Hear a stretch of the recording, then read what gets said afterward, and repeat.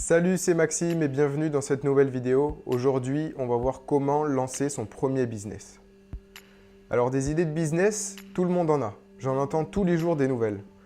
Par contre, très peu de gens passent à l'action. Très peu de gens osent se lancer et créer réellement leur business.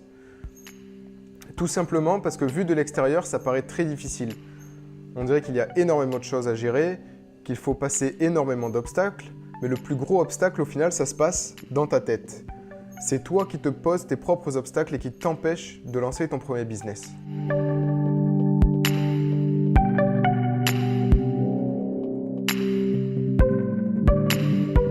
Alors des idées de business, tu dois sûrement en avoir une, voire plusieurs. Tu ne sais sûrement pas par où commencer et tu dois avoir un nombre incalculable de choses dans ta tête qui t'empêchent de te lancer. Alors ça peut être par exemple, tu sais qu'il va falloir faire de la comptabilité, tu sais qu'il va falloir créer ton produit, tu sais qu'il va falloir faire des démarches administratives, tu sais qu'il va falloir démarcher des clients ou trouver des clients. Au final, tu finis toujours par te comparer à tes concurrents qui sont là déjà depuis plusieurs années sûrement et tu te dis avant d'avoir le produit, avant d'avoir un produit aussi bien que celui de tes concurrents, tu vas mettre aussi des années. Et en fait, du coup, tu te dis enfin, j'ai déjà des années de retard, pourquoi me lancer sur le même domaine qu'eux, sur la même thématique, avec un même produit, pourquoi faire ça, sachant que j'ai déjà presque perdu d'avance. Alors la première chose à faire quand tu veux lancer ton premier business, c'est de te lancer. Tu crées ton produit, tu mets en vente ton produit, tu verras pour faire tes démarches administratives une fois que tu auras limite vendu ton premier produit. À quoi ça sert de créer toute ta structure avant si tu n'en as pas besoin et que tu veux juste valider l'idée de pouvoir vendre une fois ton produit. Si tu as vendu une fois ton produit, tu pourras le revendre à d'autres personnes. Et si tu le revends à d'autres personnes, là, tu auras besoin par contre d'une structure. Mais jusqu'à la première vente, déjà, ne crée même pas de structure, ne crée pas d'entreprise, ne va pas avoir une comptable. Tu crées juste ton produit et tu essayes de le mettre en vente.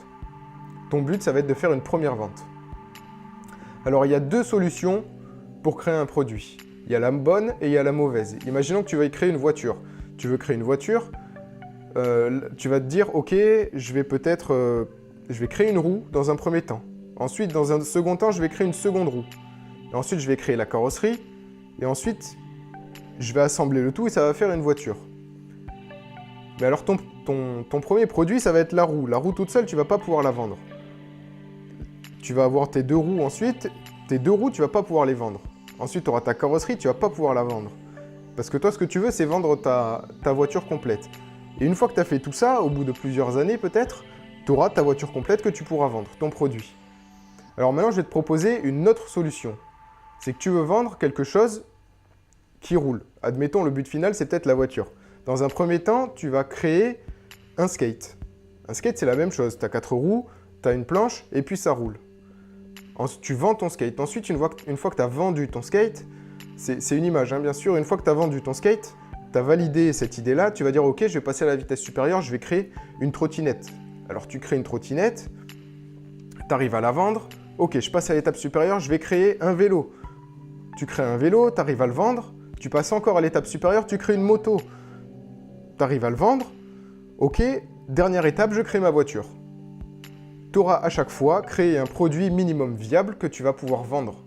Si tu crées une roue, c'est pas ça ton produit. Tu crées deux roues, c'est pas ça ton produit. Tu crées une carrosserie, c'est pas ça ton produit. Toi, tu veux la voiture. Et donc, avoir un produit minimum viable, c'est à chaque fois quelque chose que tu vas pouvoir vendre. Et à chaque fois que tu valides ce produit-là, tu vas pouvoir passer au produit d'après.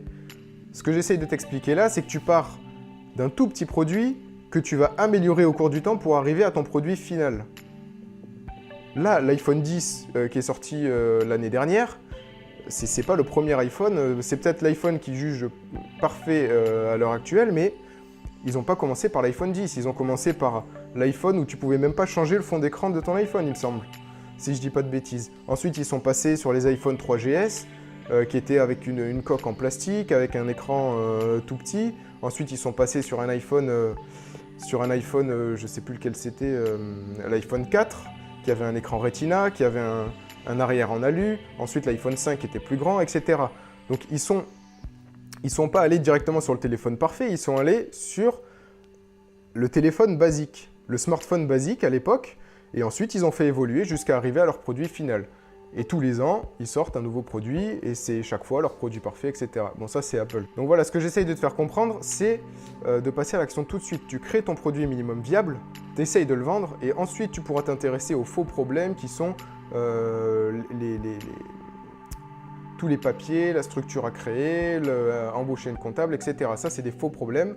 Tu t'y intéresses même pas tant que tu n'as pas vendu une seule fois ton produit. Si tu n'as pas encore d'idée de business ou que tu en as une, mais que tu ne sais pas la vérifier financièrement. Tu ne sais pas si financièrement elle est viable ou pas.